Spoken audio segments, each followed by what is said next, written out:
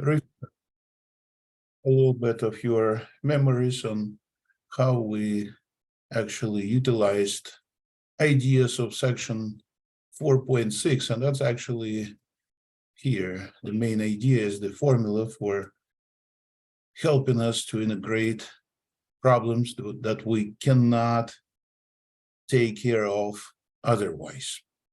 For example, what if someone says find the antiderivative in exercise number 13. In exercise number 13, you have ln to integrate ln of x plus 5. So the problem is you can't find antiderivative of function natural logarithm, but you can find its derivative. So if I would go with a formula u times dv, so instead of u, I'm going to use that ln, and dv, well, will be dx. Then I can find derivative of ln, and that will make our life much easier, because when I start to set this up, let me write it a little bit more carefully, parentheses. So if I write this with 1 over, right, derivative of ln is going to be 1 over x plus 5 times by the chain rule by derivative of x, which is 1. So I just have a dx left over with this, and then put du on the other side. There'll be no more ln. So I say, okay, then what? Well, then we can always find antiderivative of the other part of remaining piece. So one portion I differentiate, because what I need in my setting is du, and that'd be the right side of the formula. And the other side I integrate, because then dx disappears and I get a v. So the point is to be able to set what's on the right side, and that's why we always find derivative of one piece and antiderivative of the other piece. And then we go ahead and write this as uv minus integral of v times du.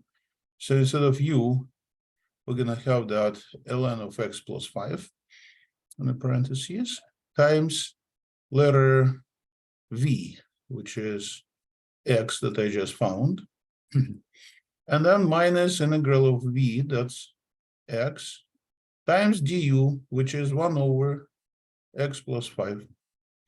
And the thing is, I no longer have my ln present here, and that's great. So my first part of that difference, I already don't need to do anything with, but now I need to find the derivative of remaining part. So how to do this? Well, it's a standard procedure, because all I need is to replace my denominator with new variable letter u. So x plus 5, I write as a u, or z, whatever you prefer. So dx will be a du. And then it looks like the denominator is actually going to be nicely replaced with letter u. The dx we also nicely replace with du. So the question is, what about x? Well, look at the substitution and see what happens. With x, I can bring number 5 over to the other side, and I replace it with u minus 5. So Alex, and then what? So what is gonna be so helpful for you here? Well, look at this. It's x, it's actually u. minus 5 on the top of my fraction, right? And letter U on the bottom. This one I can integrate, and that's what's helpful. How can I integrate it? Well, remember, we used to split this into two separate fractions with the same denominator, letter U. So we're actually integrating one piece, which is number 1 times du, minus another piece, which is 5 over u times du. So each piece we can integrate separately. So I kind of distributed that du over and ended up with something that looks like u instead of the first one. And then minus 5 times ln of u instead of the second, and plus the constant. So the whole point is to find the antiderivative. So the issue is here, integral. You see the issue? That's the issue. Say yes, yes, Alex, I see the issue. Integral is what I need to make disappear. And I just did it. So I had that second portion turn into this expression. Of course, nobody needs letter u here. I need to copy it with x plus 5. But the point of story that I'm done. So here's the answer. I copied that same ln x plus 5 times x. So I have difficulty to write that parentheses today. I need to practice a little bit more. So I will be just copying my first piece, which is here. So I copied it, minus. Now whatever we produced here, I could just replace it. Notice I didn't want to copy this x ln x plus 5 and here, and here, and here, and here. It'd be too much to copy. And so that's why I just decided to do integrals separately. So now I need to change all of the signs, right? Because it's going to be actually negative in front. So it'd be negative x plus 5. I can put in the parentheses. And then negative and negative will be positive. 5 times ln of u, and that'd be ln of x plus 5. So, like I say, sometimes you use absolute values, sometimes you put parentheses. Well, we want to make sure that we have always logarithm applied to the positive number. So if I don't see that x, whatever, plus 5 must be positive, I put absolute values. If it be x squared, for example, then I would not need absolute value because it's x squared, it's positive.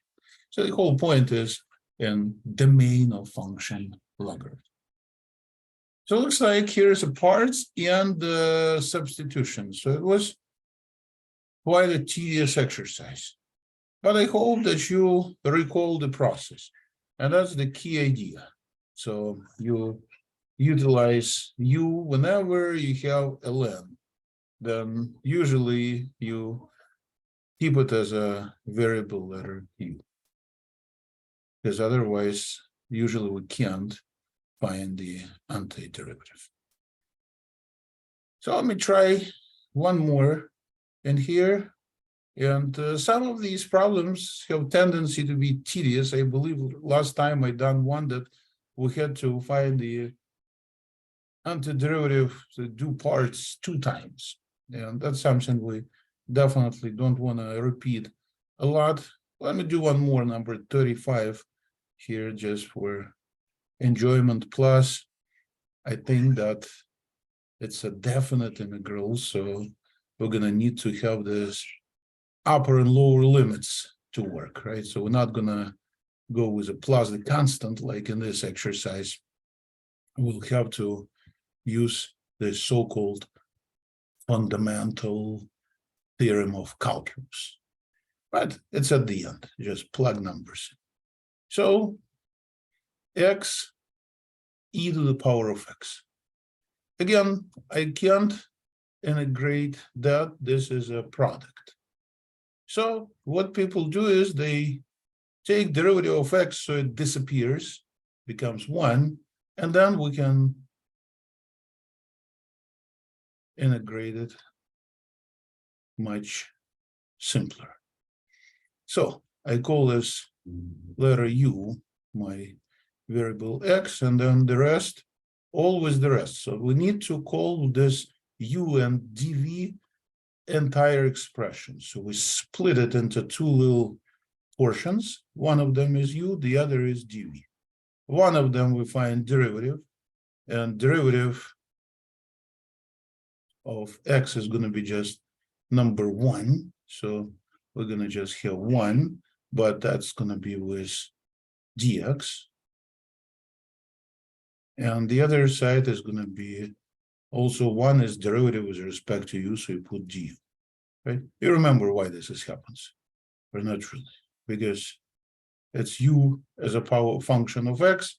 So derivative of u is called du over dx. And then when I take derivative of that, it's going to be 1. So I multiply both sides by dx, and that's how we actually end up with this state. So it's not that obvious. It doesn't happen automatically just because derivative of function u of x is du dx. But we decided not to write it every time. But I guess it's kind of nice to realize. Anyways, I take integral of e to the power of x. It's the same e to the power of x, and the integral of 1 dv is v, because derivative of v is going to be 1. And then we're good to set up our result that will be nicer to integrate. It's a uv minus integral of v times du. So u times v. U is x, v is e to the power of x minus integral of v times du. V is e to the power of x multiplied by du, which is dx. So I've got this nice start, and I still continue because I still have the integral here. So let's find antiderivative. So that will be e to the x itself plus the constant, but I don't put plus the constant because we have here limits of integration from 0 to 1. Okay, so I put the upper limit 1 instead of x, just like that, and then subtract from it value at the lower limit, which is value at 0. So I just put it the way it is, and then see what happens. Well, my favorite thing happens with the first piece here because it's times 0, so it's just a 0. 2 minuses become plus, and e to the power of 0 is 1, right? So I just copy what's left here. It's going to be e subtract e. Oh, I love to cancel. So the answer is 1. That's our definite integral. So for definite integrals, we usually get the answer, some number. And for indefinite integrals, we have family of answers with a constant c at the end. So today I promised you to say a few words about the very, very last section that I wanted to introduce you with. It was 5.3. And I will say a few words about the findings. I sent you already a practice exercise, just like I did for the midterm. So I sent it early in the morning, this practice exercise. You should be able to see it in your emails. I will open it for you if you.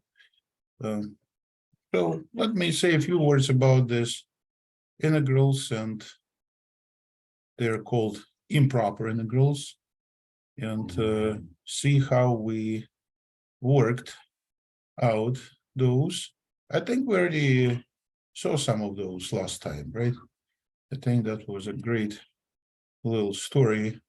So I can try to do one of these problems because they all go under same exact pattern. the pattern is not to have this infinity on the top, because I don't want to have my limit to be infinity.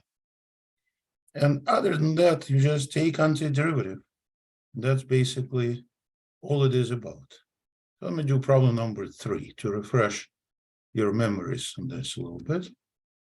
This exercise wants us to integrate from 3 to infinity dx over x. And I know perfectly how to find this antiderivative. It's going to be ln, right, of x. Please notice that here is not essential to put even absolute values, because values of x start at 3 and go to infinity. But since my upper limit is infinity, what we used to do is utilize a limit. So we say b is going to infinity, and our integral starts at 3 and goes to that number b.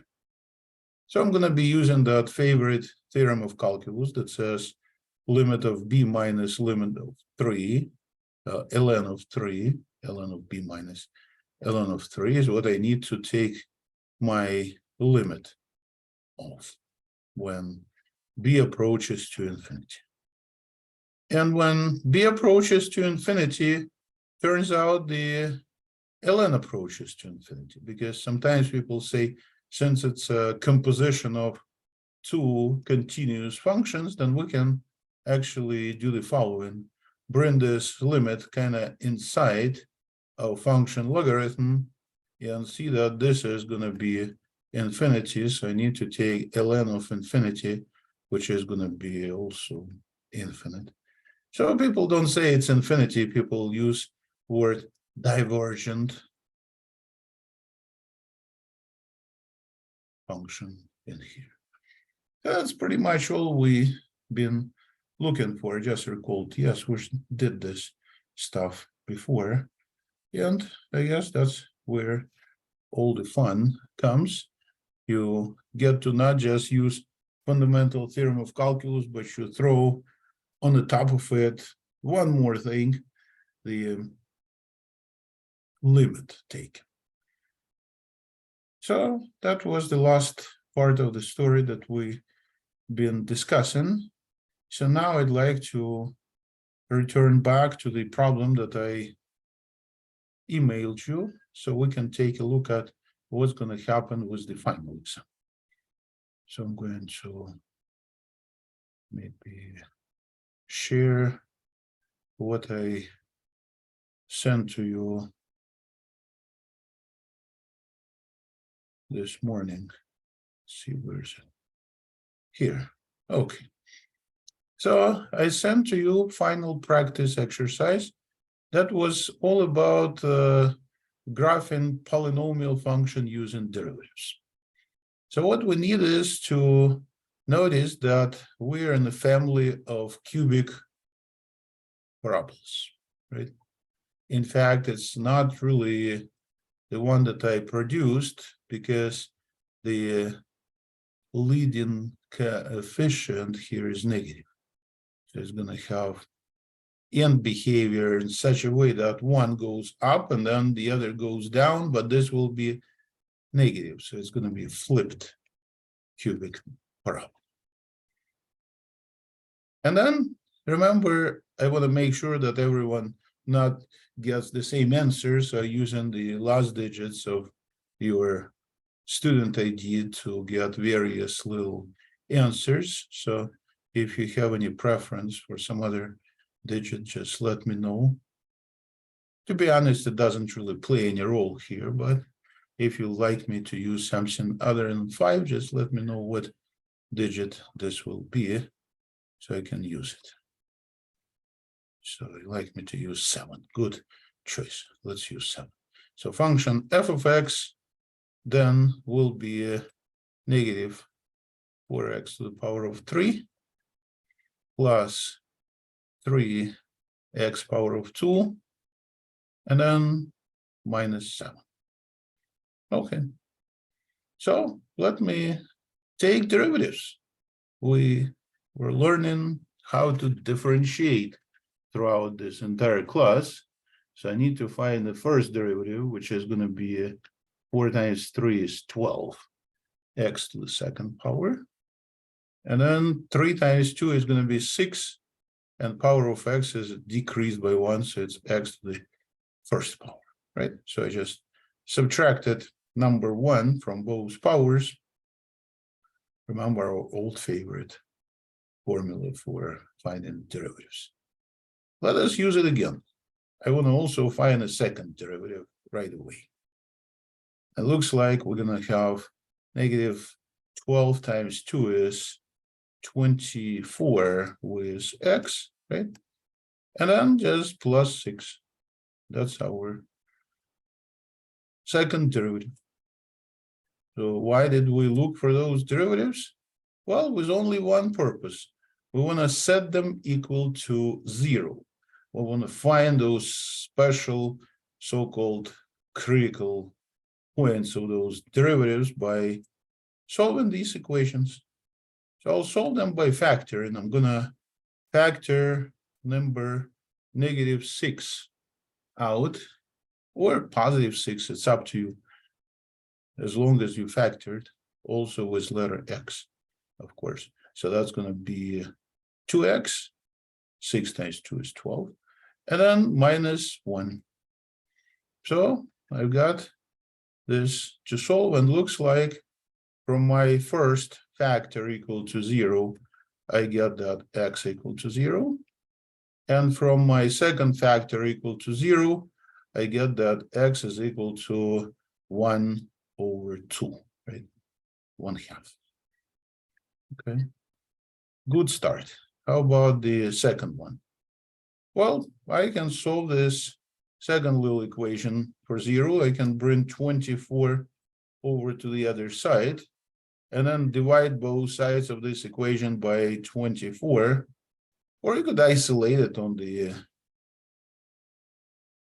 right side, not on the left, so vice versa. So you get x is equal to 1/4, which is 0.25. But I would say I prefer to use decimals, because now we're to graph this function, actually the one with a 7. So what I need is to find 3 special points. One with x equal to 0, the other with x equal to 1/2, or I can say 0.5.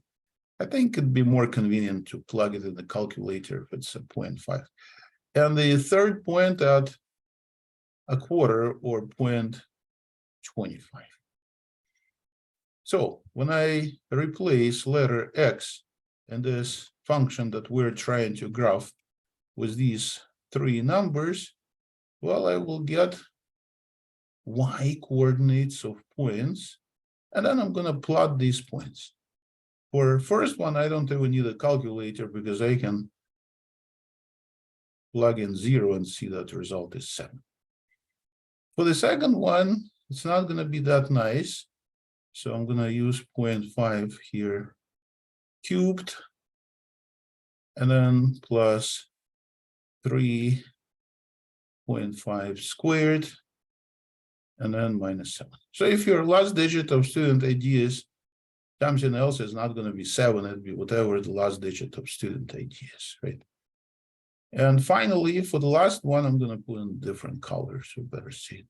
It's a 0.25 cube. 25. Takes a while to write this.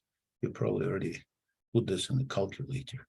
Plus 3 times that 1/4, or 0.25 squared. Well, you say, so why are you using decimals? But I don't know, it's the same thing. If I used fractions, you would probably say, Alex, why aren't you using fractions or decimals? So anyways, I'm going for a scientific calculator. And now I'm going to select that favorite one I used to have all the time. And now I'm going to maybe clean a little bit of the room here. So like that. You can better see how I enter these numbers.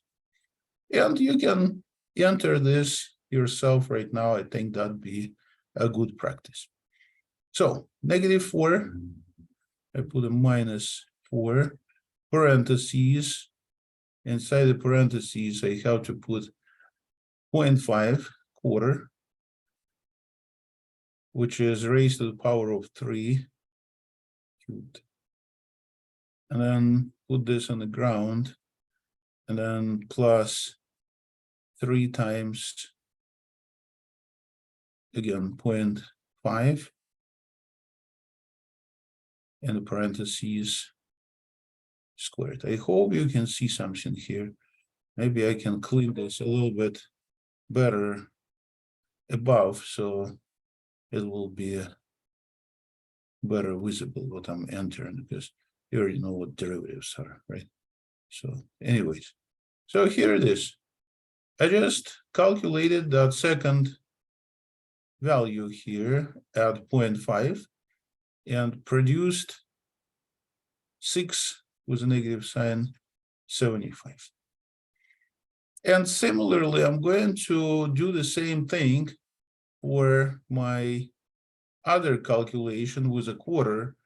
And I really wanted to use this calculator. I'm so proud of it that notice you can switch your 0.5 with 0.25. So you don't have to re-enter the whole thing again, but you will get the value here, which is negative 6.875. I think I should clean this stuff on the right side with all the logarithm, or actually with integration. So we have done the calculation of 3 very special points on a graph of our cubic parabola. So I'd like to go back to my page and let's see what we've produced. So it looks like for the graphing purposes, I'm gonna have 1 point at 0 with value equal to 7. In other words, if I have, so it's -7, right? -7 for y when x is 0. So here's the point. Then I have 2 more points. I can put them a little wider so I can better see them. So I can have a half or point, actually a quarter, 0.25, and a half, which is 0.5. And then for convenience, looks like the values are pretty close to each other, right? So 675, that corresponds to 0.5, is going to be someplace here, I guess. And then the other number, which is, right, so 675. Maybe I'll bring it up a little higher so we can better see this, because otherwise they will just line up and that'd be pointless. So maybe here, 675. And then 685 will be kind of in between. 6.7 is higher, 6.8 is a little lower, because there was negative signs. And then using these 3 points, I need to utilize the graph of cubic parabola that was flipped. So negative in front of x cubed, negative. So one end of it goes down. So I can start here and have like parabola that goes down. And the other end goes up. So I put parabola that goes up. And this is my graph, a function of. The key idea is that these points we found zeros of my first derivative, such as x equal to 0 and x equal to 0.5, give us so-called maximum and minimum point local ones. But what's in between the 0 of my second derivative is a inflection point. That's where approximating parabola from being open and down starts to open up. And that's helping me to graph these polynomial functions. It's helping, I think, a lot. So I guess that's what I can say be one exercise for the final exam. And of course, the question will be, what about the other exercise? And I guess you already know what other exercise is going to be. I spent quite a bit of time doing integration, right? So I think the other exercise could be a nice exercise in integrating finding some antiderivative. So it's gonna come out from the textbook somewhere in the section, I guess 4.5. I think we spent so much time on that section. I think pretty much entire chapter 4 was all about that section 4.5. So advice is take a look at section 4.5. And next time I will be doing problems out of it. I think it'd be good that you, well, started to put some homework here together so we can all take a look at these sections next time. And I hope you will have some questions for me. So I think I need to clean all this mess. Let me stop sharing this. And then share this screen again. And I'll go into the contents of the textbook just to refresh your memories on what we have done after the midterm. So we did some graphing using derivatives, and that's where the first problem is coming from section 2.2. So for the homework, we'll have sections 2.1 through 2.4. Then we move to chapter 3 and we looked at 3.1, 3.2, and then also looked at section 3.5. That was what I concentrated on chapter 3. Then we went to chapter 4. Okay. So in chapter 4, we have been integrating mostly 4.1, 4.4, and 4. Up to 4.6, right? We also did integration by parts. So 4.1 and then 4.4 through 4.6. And finally, we looked at one section of 5, this improper integral story. So I will ask you one problem from section 2.2, and then another from 4.5.